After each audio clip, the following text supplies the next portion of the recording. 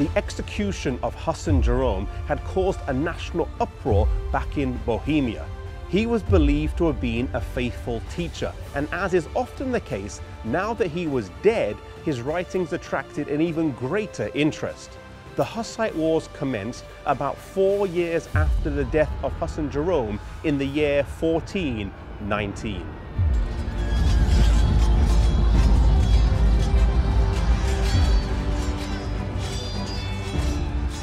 As Pope and Emperor united to crush the Hussite movement, the Lord raised up a deliverer.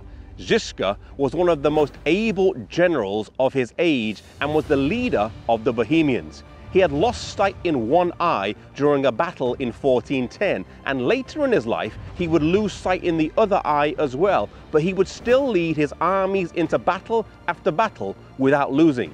He is one of the few generals about whom it can be said, never lost a battle in war.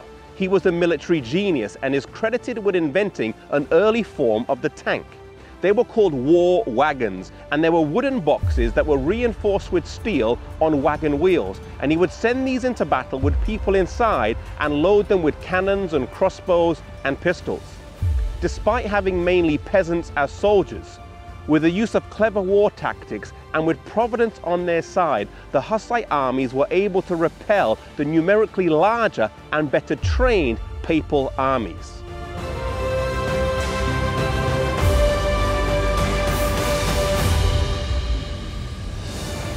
Žižka would fight over 250 battles in his lifetime and would withstand 2 full papal crusades against him, but he was not to die on the battlefield. Instead, he would fall victim to the Black Plague. But before he would die, he gave his men some instructions, telling them he still wanted to go with them onto the battlefield. He told his men to make a drum out of his skin, which they did. And they took this drum made with Žižka's skin and would beat it as they went into battle.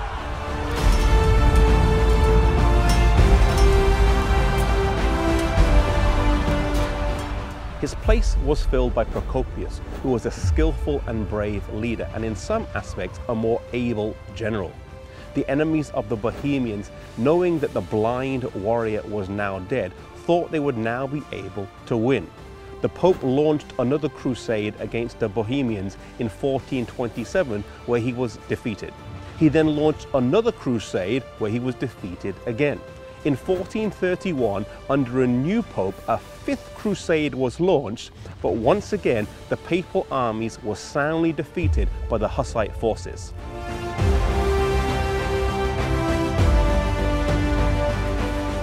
Realizing that they couldn't conquer by force, they resorted to diplomacy. A compromise was entered into that, while appearing to offer freedom of conscience, really betrayed them into the power of Rome.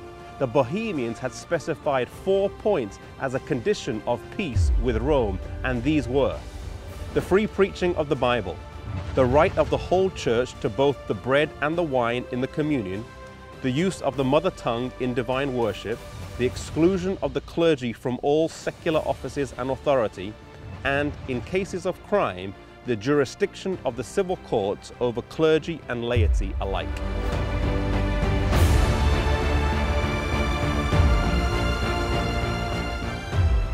At last, the papal authorities agreed to accept the 4 Hussite articles, but that the right of explaining them, that is, of determining their precise import, should rest with the council, that is, with the emperor and the pope.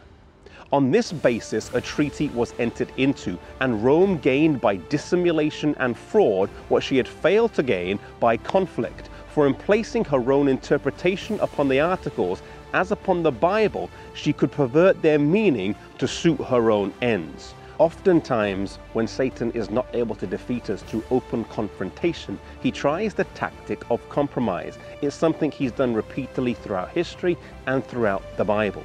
May we be careful, wise and discerning, and most of all resolute, and that we stand for God through whatever tactic Satan uses against us, whether it's confrontation or whether it's compromise, and that we may always stand for God.